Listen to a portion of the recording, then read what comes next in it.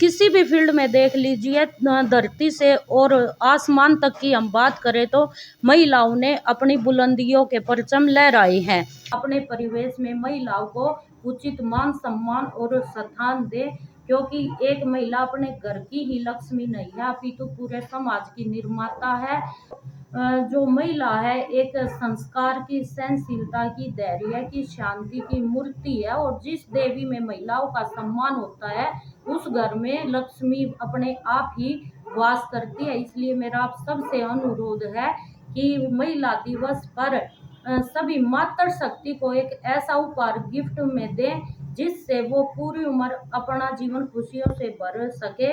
और वो उपहार मान सम्मान से बड़ा उसके लिए कोई उपहार नहीं हो सकता। उसकी भावनाओं की कदर कीजिए, उनको सम्मान दीजिए और जो जिस फील्ड में रुचि रखती है, चाहे वो धार्मिक फील्ड हो, राजनीतिक फील्ड हो, खेल का फील्ड हो, सब में जो जो जिस रुचि रखती है उसमें अपनी मातृ शक्ति को आगे बढ़ाइए और अपने समाज में और राष्ट्र निर्माण में एक अहम भूमिका निभाइए।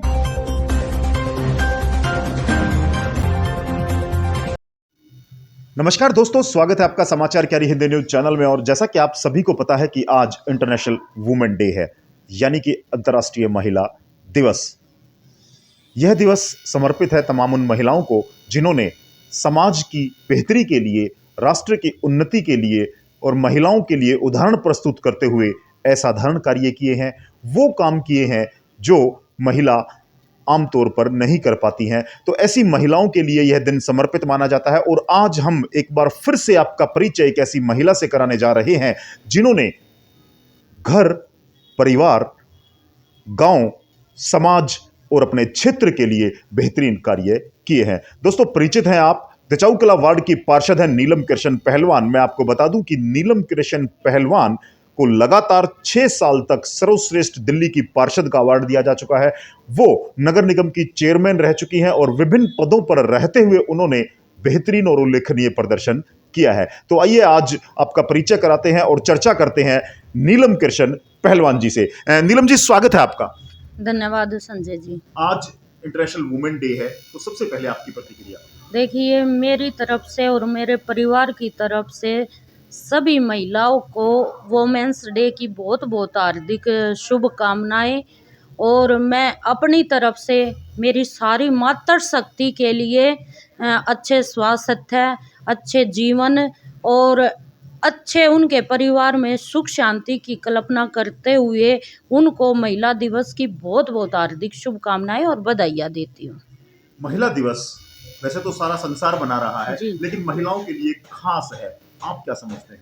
देखिए, सबसे पहली बात तो संजय जी ये है कि जो जेंडर इक्वलिटी का नियम मोदी जी के द्वारा महिला और पुरुष एक समान का जो नारा चलाया गया है, तो मैं मोदी जी के साथ साथ सभी से यही अपील करती हूँ कि जो ये नारा चलाया गया है, मेरा समाज इस नारे को लागू करके भी दिखाए, क्योंकि महिला सृष्टि की पहली वो गुरु है जो अपने बच्चों को अच्छे संस्कार, अच्छे परवरिश और अच्छे गुणों से भरकर समाज को देती है। और महिला की हम बात करें तो आप किसी भी फील्ड में देखिए, चाहे वो पॉलिटिकल फील्ड हो, चाहे वो धार्मिक फील्ड हो, चाहे वो खेल का फील्ड हो, आप इन सेंस किसी भी फील्ड में देख लीजिए, धरती से और आसमान तक की हम बात करें तो महिलाओं ने अपनी बुलंदियों के परचम लहराए हैं। तो किसी भी क्षेत्र में महिलाएं कम नहीं है। और हमारे गुरुओं द्वारा तो महिला की इतनी उपलब्धि दी गई है, इतनी पद दिया गया है कि जिस घर में नारियों की पूजा होती है उस घर में सुख शांति अपने आप हो जाती है। घर में जो है लक्ष्मी का रूप नारी को दिया गया है। तो मैं आज सबसे यही अपील करती हूँ कि ये हमारे लिए बड़ा गौरव का दिन है और हर मातृ शक्ति के लिए इस दिन को एक अहम दिन बनाए। और ये खाली अकेले किसी से नहीं हो सकेगा। आओ हम सब मिलकर इसका प्रयास करें और जेंडर इक्वलिटी की जो कोटेशन आई है उस पर हम अमल करें। दोस्तों, बेटा बेटी एक समान और बेटी बचाओ बेटी पढ़ाओ का नारा शुरुआत की गई थी आदरणीय प्रधानमंत्री नरेंद्र मोदी के द्वारा। और आज उसी को ध्यान में रखते हुए जेंडर इक्वलिटी को लेकर के पूरे विश्व में चर्चाएं हो रही हैं। महिला को समानता का दर्जा देने के लिए, महिलाओं को वो सब अधिकार और सम्मान देने के लिए जिसकी वो अधिकारी है। नीलम जी, जेंडर इक्वलिटी की आपने बात की है, बेटी बचाओ बेटी पढ़ाओ की आपने बात की है। चुनौतियां क्या हैं आज वर्तमान परिवेश में, मैं आपसे जानना चाहूं। आपने एक गृहस्थी जीवन से शुरुआत की, राजनीति में आए, आप 3 चुनाव जीत चुके हैं और अब फिर से आपने ताल ठोकी हुई है। चुनौतियां किस तरह की आती हैं एक महिला के लिए? देखिए संजय जी, हर एक महिला का जीवन समान बेस पे नहीं होता। सबके सर्कमस्टांसिस, सबकी लाइफ, सबकी प्रॉब्लम, सबकी खुशियाँ अलग-अलग मायने रखती हैं। लेकिन महिला धैर्य का, सहनशीलता का, सहन शक्ति का और शांति का एक वो प्रतीक है कि चाहे वो किसी भी मोड में हो, कैसा भी परिवार हो, वो अपने परिवार को संभाल लेती है। और हमारे समाज में हमारे जो पूर्वज हैं उनके द्वारा महिलाओं के लिए एक बड़ी अच्छी बात कही है कि सब कुछ महिला के संस्कार पर डिपेंड करता है। अगर महिला की ये जो विल पावर होती है, अगर ये इतनी स्ट्रोंग होती है कि वो बसाने को लेके आए तो अपने घर को सुई के सहारे भी बसा लेती है।